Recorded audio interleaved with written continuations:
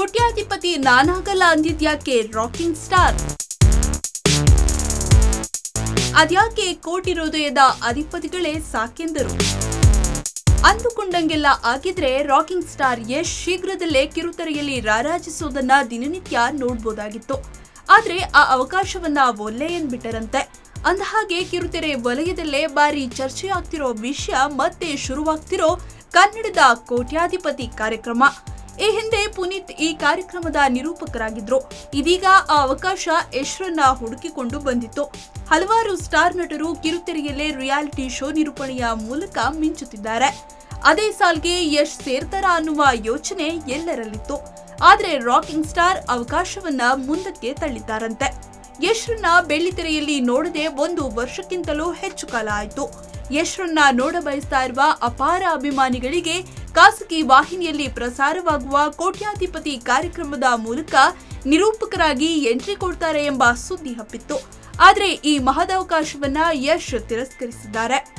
KGF ಚಿತ್ರ ಮುಗಿಯುವವರೆಗೂ ಬೇರೆ ಯಾವುದೇ ಪ್ರಾಜೆಕ್ಟ್ ಅನ್ನ ಒಪ್ಪಿಕೊಳ್ಳದ ಯಶ್ ಅದೆಷ್ಟು ಡೆಡಿಕೇಟೆಡ್ ಆಕ್ಟರ್ ಅನ್ನೋದನ್ನ ಅವರ ನಿರ್ಧಾರದಲ್ಲಿಯೇ ಗೊತ್ತಾಗುತ್ತೆ. ಆದ್ರೆ ಇದೇ ಗ್ಯಾಪ್ ನಲ್ಲಿ ಯಶ್ ಕನ್ನಡದ ಕೋಟ್ಯಾಧಿಪತಿ ಕಾರ್ಯಕ್ರಮದಲ್ಲಿ ನಿರೂಪಕರಾಗಿ ಕಿರುತೆರೆಗೆ ಎಂಟ್ರಿ ಕೊಡ್ತಾರೆ ಎಂಬ ಸುದ್ದಿ ಸುಳ್ಳಾಗಿದೆ. ಕಾರಣ ಸಿನಿಮಾ ಮೇಲಿನ ಪ್ರೀತಿ.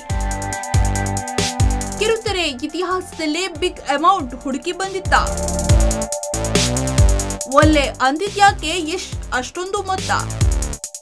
ಅಸಲಿಗೆ ಪ್ರಖ್ಯಾತ ನಟರು ರಿಯಾಲಿಟಿ ಶೋ ಮೂಲಕ ಕಿರುತೆರೆಗೆ ಎಂಟ್ರಿ ಕೊಡ್ತಾ ಇರೋದು ಸದ್ಯದ ಟ್ರೆಂಡ್ ಆಗಿದೆ.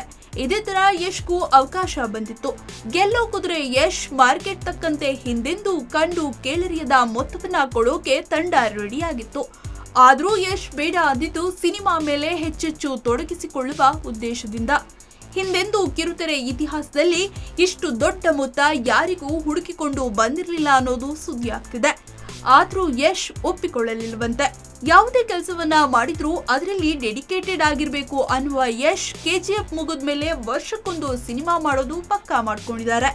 ಜೊತೆಗೆ ಯಶೋ ಮಾರ್ಗದ ಕೆಲಸಗಳಲ್ಲೂ ಹೆಚ್ಚಿನ ಗಮನ ಕೊಡುವ ಉದ್ದೇಶದಿಂದ ಈ ಆಫರ್ ಒಲ್ಲೆ ಅಂದಿದ್ದಾರೆ. ಆದ್ರೂ ಯಶ್ ನಿರೂಪಣೆಯನ್ನ ನೋಡೋಕೆ ಕನ್ನಡದ ಕೋಟ್ಯಾನುಕೋಟಿ ಜನತೆ ಕಾಯ್ತಾ ಇದೆ. ಒಂದ್ ವೇಳೆ ಮನಸ್ಸು ಬದಲಾಯಿಸಿಕೊಂಡ್ರೆ ಶೋ ಬಂಪರ್ ಬೆಳೆ ಬೆಳೆಯೋದ್ರಲ್ಲಿ ನೋ ಡೌಟ್. ಯಾಕಂದ್ರೆ ರಾಕಿಂಗ್ ಸ್ಟಾರ್ ಎಲ್ ಹೋದ್ರು not out and super hit. ಏನಂತೀರಾ? Digital desk, public TV.